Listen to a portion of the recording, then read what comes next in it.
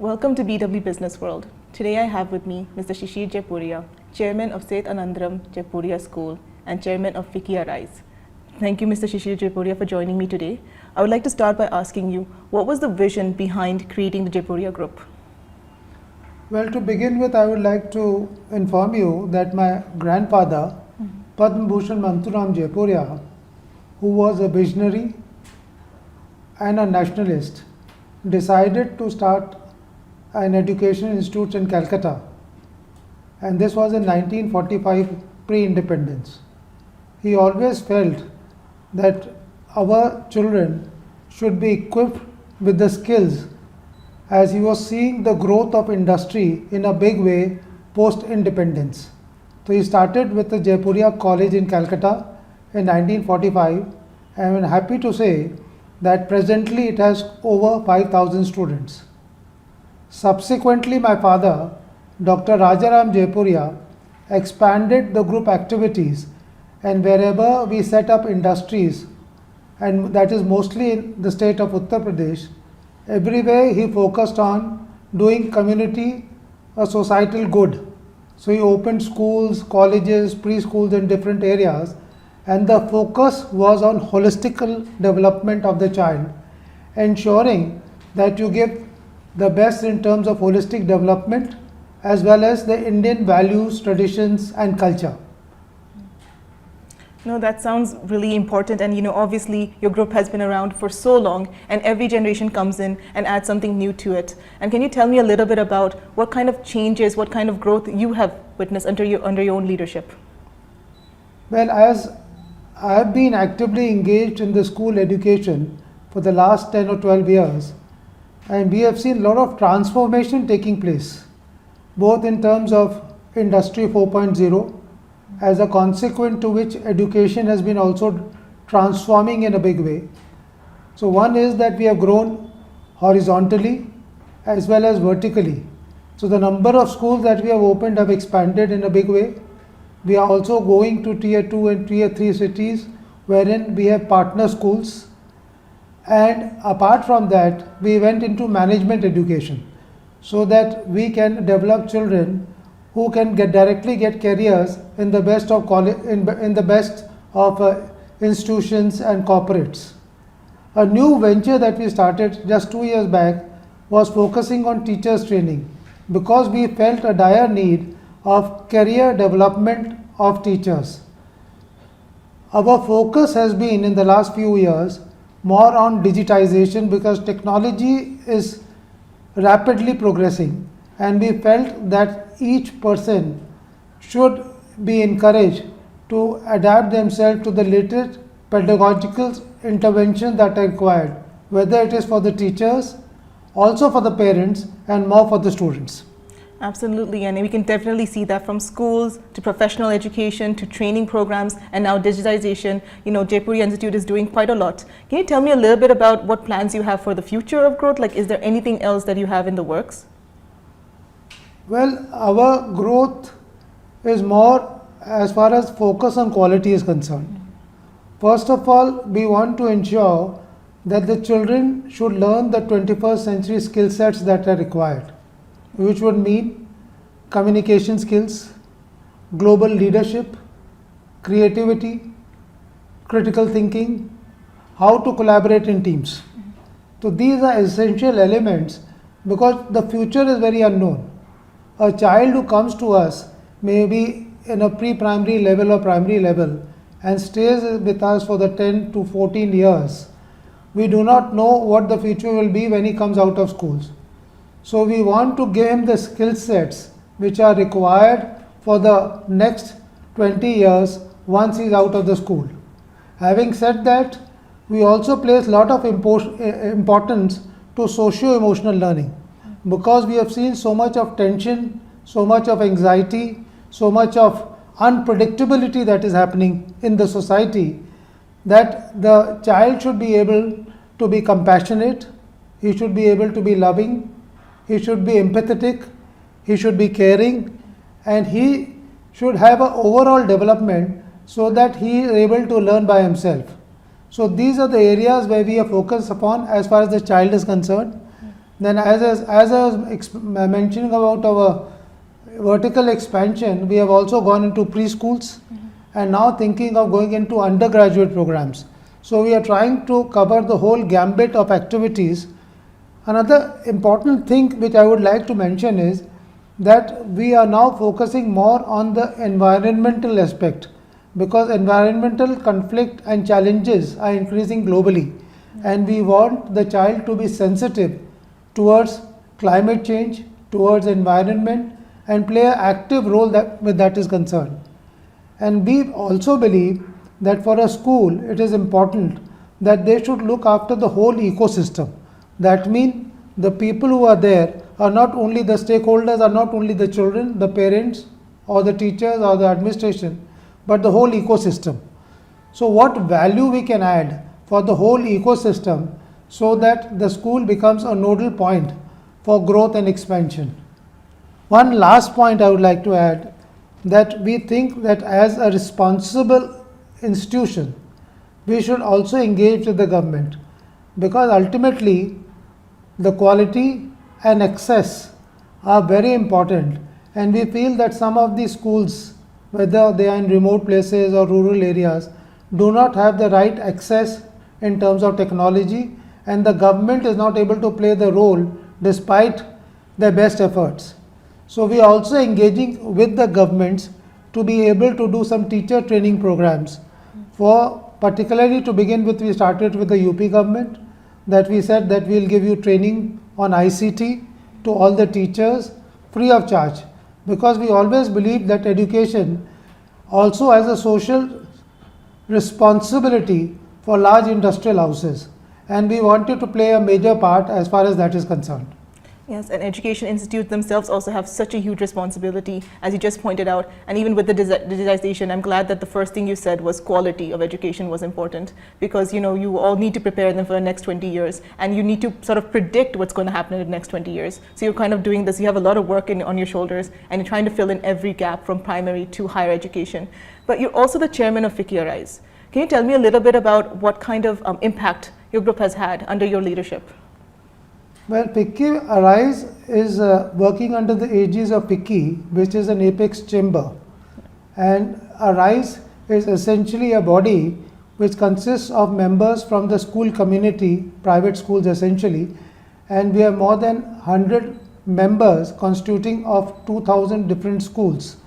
And we have a code of conduct and ethics which they have to follow. Our primary role is to engage with the government both at the central level, whether it is the Ministry of Education, Niti Aayog, Prime Minister's Office, also with state governments in relation to policy matters. We do a lot of research work in different fields, engaging with CBSE and, as I said, with the Ministry of Education with regard to assessment, best practices that we follow within the schools. Also take delegations overseas to understand what we are able to imbibe from them in terms of technology, in terms of newer practices that are happening overseas, and then we create these reports.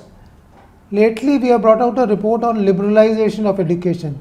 What we felt in India is there's a huge requirement for school children, but unfortunately the supply side has been missing, and the government has a constraint with regard to resources, and we felt that it is necessary to bring some position paper to be able to create an impression or to tell the government to what is the gap in terms of, number one, the supply side, how it can be mobilized, how the private sector can play an active role in engaging with the government agencies to improve the teaching and learning within their schools, and the learning outcomes, how it can improve. Secondly, we also felt because of COVID, and the whole thing has been accelerated as far as the challenges are concerned, but we saw that as an opportunity. We saw that a lot of teachers had to be trained on the new systems, on the new technologies, on the new pedagogical skills that are required, and there are so many new apps and tools which can be effectively utilized, and some of them are free of cost. So if one is able to understand what are those areas where, despite either being free of cost or at a minimum cost, it can be leveraged effectively. then that will also play a meaningful role as far as that is concerned. So we are trying to ensure that we work with the government, not only at the central state, but at different levels. At each and every state we have representation, we have chairs, and we engage them in a very collaborative manner. We want to tell them that as far as the parent, government or the schools, they are working together in a collaborative manner. And one has to appreciate that in case there is any conflict of interest, how that solution we provide to them. As to this should be the policy framework wherein a harmonious methodology can be adopted so that the overall learning is improved. Yeah, absolutely. I mean, for any major change to happen, you have to work with the right stakeholders, the right people in charge to make sure that the impact is what you want it to be and it's on the scale that you want it to be. I know that FICCI Arise also helped create the framework on which the national education policy 2020 was made. But there's still some challenges that are being faced by institutions because while through implementation, can you tell me in your own opinion, like why do you think we're still seeing the challenges or how can we overcome them? Well, I think the new education policy is a very progressive document. Definitely. And we personally feel that if it is implemented well, I think it will be a game changer as far as the education industry is concerned. Because it talks of so many new things which, although we have been thinking about it, but has not come as a policy document. Some of the salient features which I will be able to want to highlight is, one is there's a deep focus on the early childhood. And all of us know that 85% of the brain develops up to an age of 6. And somehow we have not been focusing on that particular segment. So if we are able to focus on that segment, which the policy really talks about, so that will be a major factor. The other important thing is the skill level. So there are different types of skills, and we have seen that the gross enrollment ratio in the school system in class 1 in India has gone up substantially. It is close to 97-98%. But the dropout rate in India is also significant. When we go up to class 12, it comes to about 55 or 56% of the students who really come out of class. So a lot of people who are not able to complete up to class 12, there has to be some methodology or system wherein they go for different types of skills. And those skills have to be identified, and there's a lot of infrastructure available both in the government schools and private schools, how that can be leveraged in terms of developing more skills. And I personally feel communication skills, digital skills and new age skills that are required, if that is taught to the students, then it can be really something where their employability coefficient will increase. Earlier when we were looking at education last 20 or 30 years, we were only talking about the IQ, the intelligence coefficient. Now we started talking about the emotional quotient of the child, and more so now of the digital quotient of the child, the EQ part of it. And I personally feel that beyond the three of them, it is all equally more important because of these uncertainties with regard to climate change and the COVID that you experience. Health and wellness becomes equally important.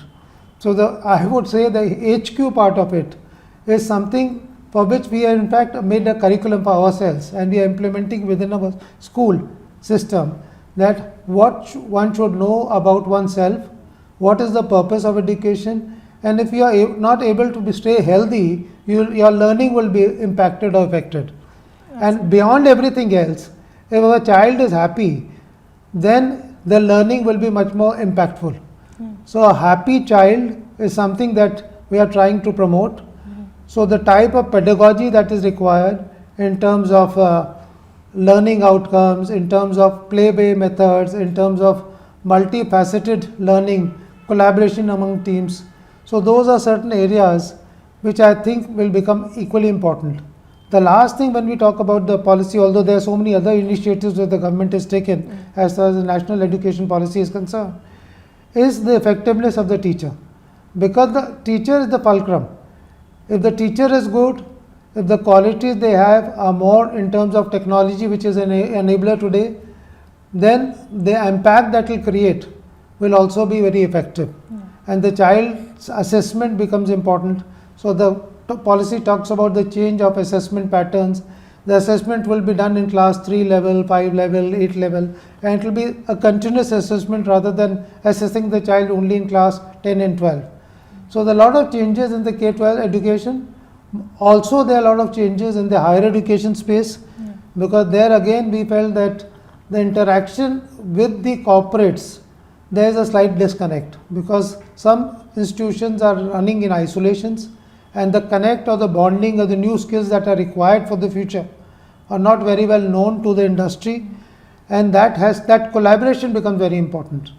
So if that collaboration is brought up, and more people come from the industry who are practitioners and work in the schools like it happens all over the world, then I think the quality of students that come out from the schools will be more future ready. So global leadership is something that we have to talk about, and I see India as India already the fastest growing country, one of the fastest growing countries in the world, and everybody wants to come to India.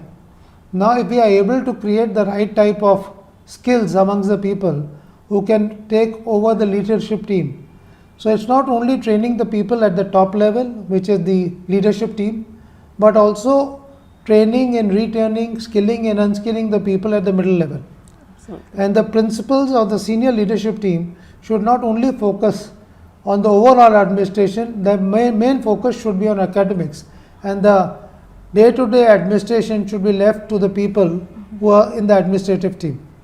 Yeah, you talk so passionately about training and skilling, and of course it's something that has become a very important topic in nowadays. But I wanted to ask you, because you are in the midst of creating all these training programs, how do you actually go about these trainings? Who are you inviting in to train these teachers, and what are they teaching the teachers? I mean, of course digital skills are one part, but what else are you doing? What are we doing for the holistic training of teachers and staff members? Well, this initiative we started 2 years back, because we felt that teachers training, there's a huge gap in terms of what exactly and how they should be. So the focus is on pedagogical interventions. Now we teach them as to first understand what should be the learning outcome, and then evaluate at the grassroots level, making certain assessments as to whether that outcome has been achieved or not. Then on the part of content, as to there's so much of content today available that if we are able to get the right content and make it much more engaging for the student, because at times the students, although they are still present in the class, but because they are not enjoying the class or they are not engaged, so there is a lot of recalibrating classrooms. Observations have to be there as to how impactful that teaching has been. I mean, one can be a good teacher, but unless a feedback is given to the teacher as to these are the changes that are required. You see, in a life everybody requires a coach. I think even we have seen all the sports people having a coach to guide them, to mentor them, to advise them. Similarly, in our community as a businessman, we require coaches to be able to guide them. Even the teachers require classroom observations, feedbacks, so that they can develop themselves. And I personally feel that each teacher should be part of a professional development growth career, because there are so many platforms today available wherein they can enhance their skill sets. So if they become part of these engaging groups, then they can learn much more.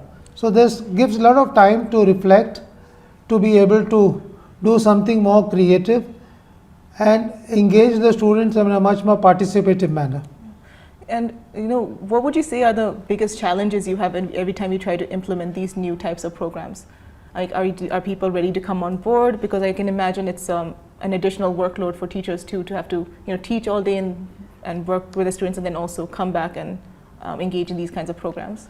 Well, I personally feel, I do agree there's a challenge, but I personally feel if you are passionate about something, if you really want to learn, if you know the purpose for which you have come into this field, then you will still be able to work around it.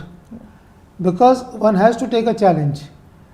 People who are not used to take a challenge, they get mentally disturbed. Because what we have seen that the technology which we would have not done in the next 2 years, we were able to adapt in the 2 months because of COVID. Now, if we have our back to a wall, then immediately we come in and we are able to produce our best. Now, if people are basically thinking that they have a growth mindset, because we are expecting so much from the children, that they have to learn so many things to be able to equip them with themselves with the new type of learning. So the children have to be on board. They have to be continuously working. They have to be into research. They have to understand what is most beneficial for the child and how it can be impactful and the learning can happen. So I think the people who are excited about the journey, because it's a journey, I mean, it is not necessarily that everybody will be able to adapt to it, but I think that most of the teachers are taking it very well, and there has been a major transformation, and we are very happy with the progress.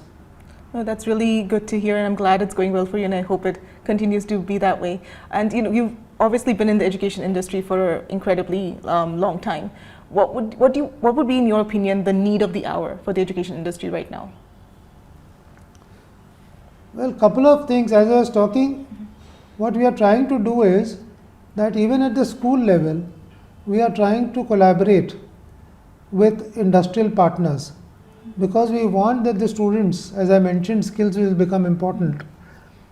There has to be internships at the school level, so that the students should be able to get exposure into the different facets and what the skill sets will be required and how it can be used and its application. Well, a lot of things you learn as a theory, but unless you are able to apply them in the real world situation, and this is more so in the higher education space. And then I feel there's a huge gap in terms of career counseling, because some of the good schools which are progressive in nature give a lot of opportunities in terms of career counseling, and there are tremendous amount of opportunities both in the digital space and also in the physical space, and openings which are available for people to be able to go for the career path. It is not necessary that you have a graduation or a post-graduation in a particular subject, but it depends upon his own interest, his liking, his passion, and people are not aware that what are the opportunities that are available. So the more counseling or career opportunities are given to them, and more engagement of the schools is there with the higher education and with the industrial bodies, so that can be very, very impactful. So this is something I felt that can be very engaging for the students. My last two questions is just, you are obviously engaged in so many different parts of the education system. I mean, I can feel that you're very passionate about this. Can you tell me a little bit about where does this passion come from, and who inspires you every day to come into office and continue working in this field? Well, that's a different question, difficult question to answer, but I feel it has been in the family, because we felt that this is a social need, and because my grandfather and father have been passionate about it, and I see that the huge transformation that is taking place. And when I meet people, my students, when I'm traveling, when I'm in the aeroplane or wherever I'm traveling, and they feel so happy that they've studied, they come and touch my feet, and I feel this is what we have been able to contribute. I mean, this is the biggest thing that one can do, that if you are able to ignite the passion, and the human potential is the biggest asset which the God has given to a human being. If that can be done well, I mean, the teacher's biggest success is that the student comes back to say that this person has been a good teacher, and they come back to me and say that I've been a student of your school. So that is the greatest motivational factor for me to be able to go beyond than what I am doing. I think there are tremendous amount of opportunities, and the amount of work that one can do is endless, because education is something that new things will continuously evolve, new things one has to adapt to very fast, and one has to be a good listener and good learner. Absolutely. At times we feel that we know everything, but unfortunately the world is unfolding so fast that there are so many things that are happening, and the psychology both of the parent and child is also changing. So you have to put yourself in his own shoes and try to understand as to how he is seeing the education that is happening. The moment that is there and that engagement is there, that motivation is there, you get tremendously inspired.